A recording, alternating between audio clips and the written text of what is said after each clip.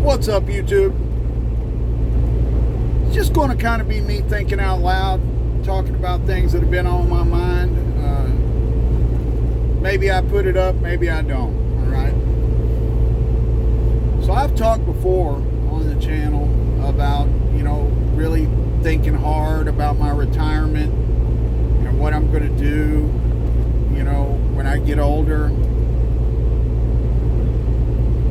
And I've kind of had some revelations over the last few months.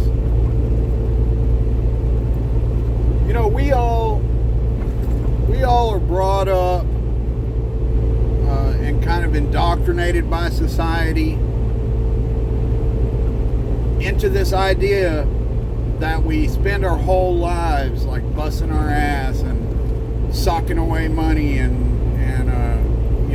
so that the last, say, 10 years or so of our life can be comfortable, we can do what we want, etc., i.e.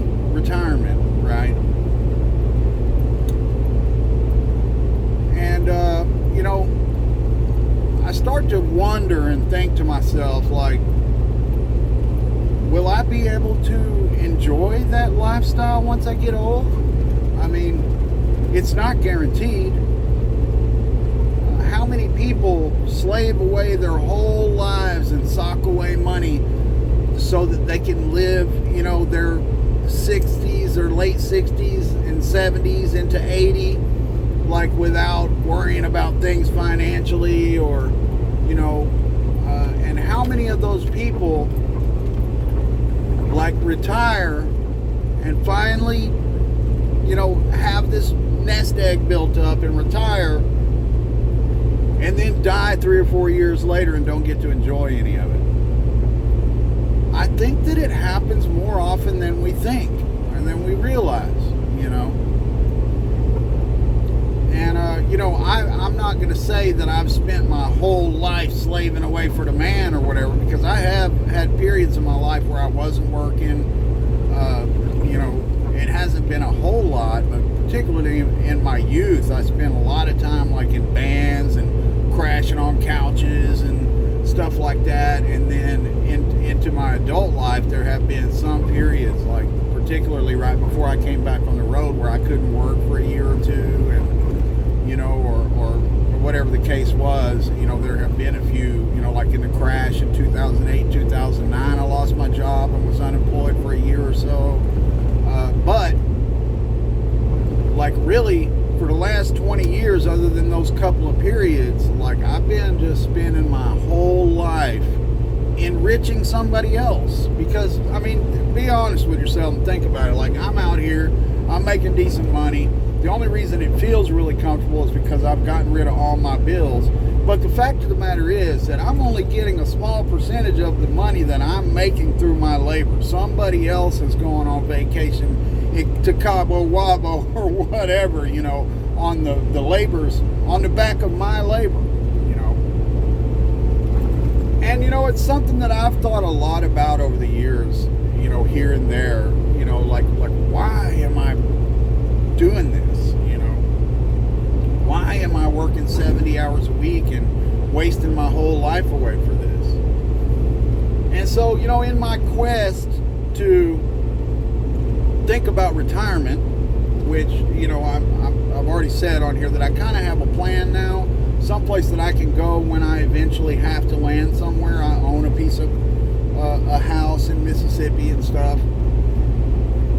But I've kind of, I've been on this quest. I've been looking at Arizona, maybe buying land in the desert and doing a homestead or something. And, and now I've been really fixated on this whole, not necessarily van life, but I've been watching a lot of that stuff. And I've been watching a lot of stuff about nomadic living, and like people who live and build out cargo trailers into an RV and go stay for free on BLM land and move around with the weather and stuff like that. And a lot of the not just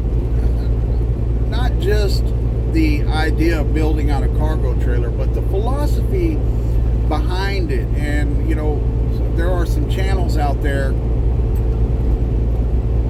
and some interviews with people that have been doing it for long periods of time that, really kind of grabbed something inside of me about this whole concept of, like, why can't I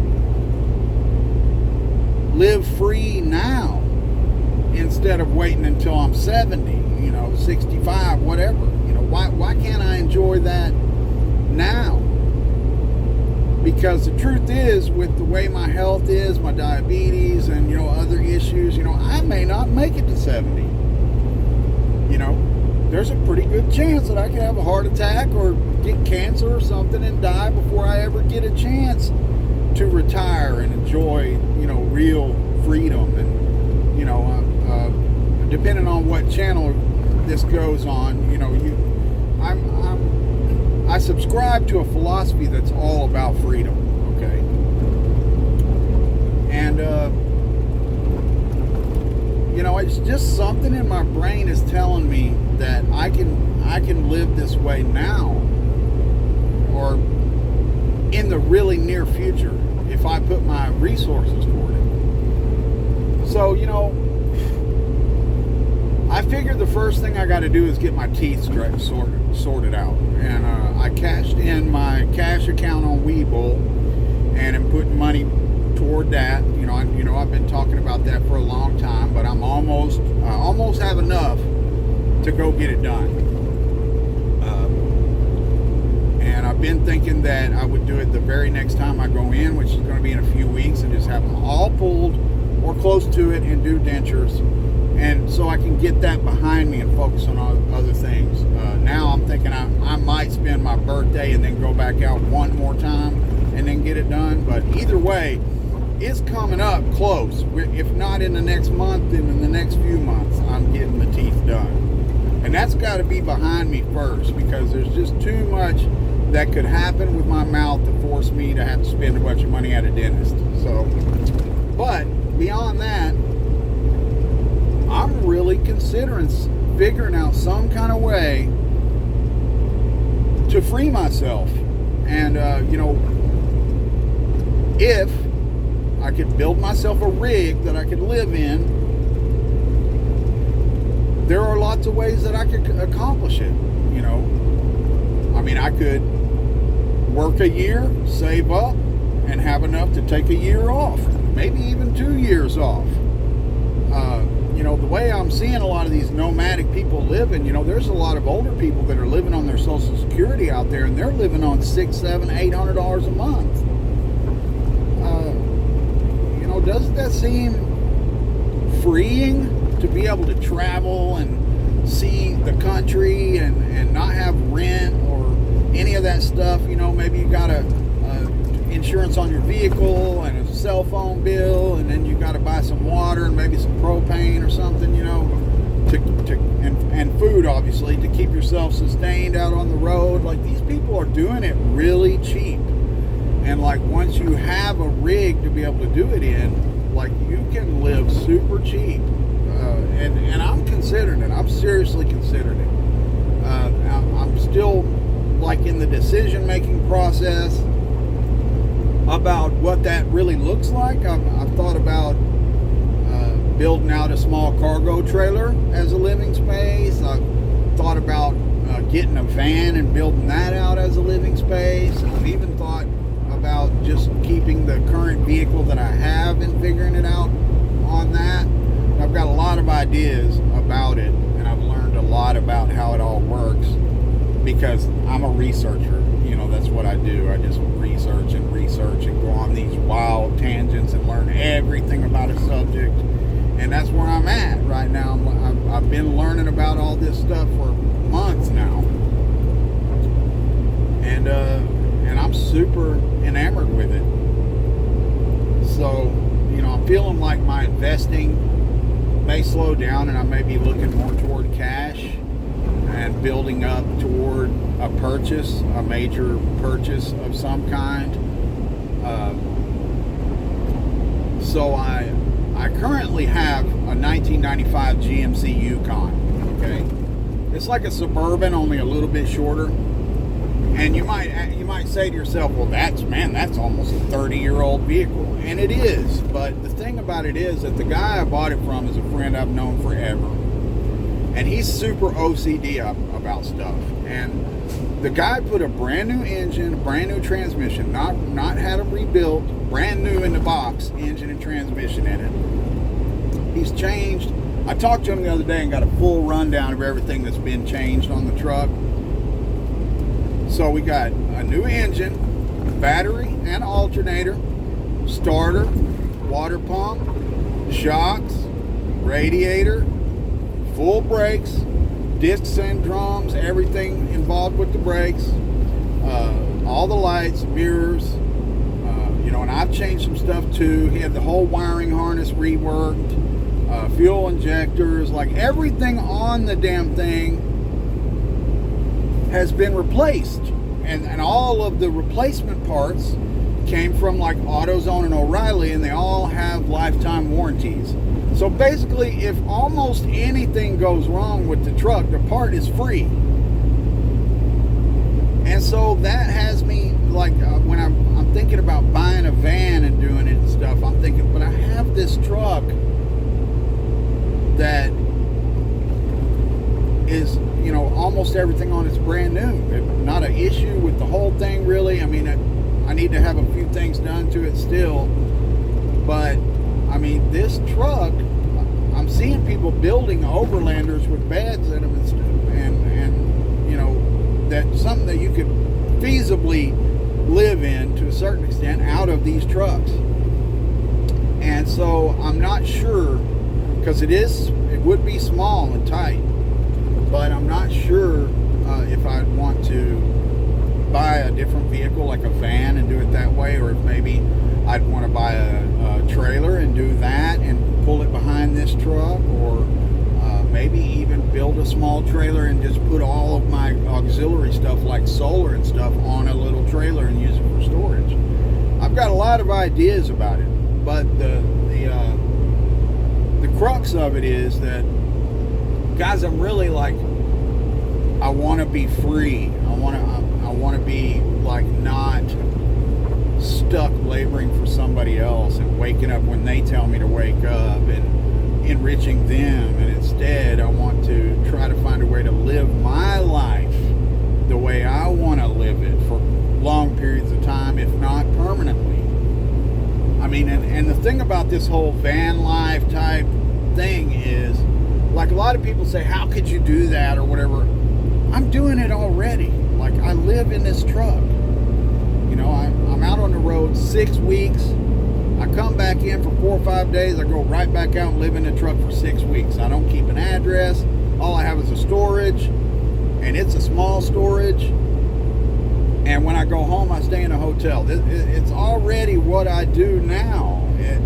And because I live in this truck, like, I already know really like what I need to get by and to make it. You know what I mean? I already know and own a lot of the stuff that I need.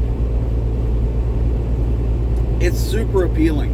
And, if you're watching this on the stock channel, while it may like affect my investing, I've still, I've got investments in my Roth, which I won't be touching, 2 Roths actually.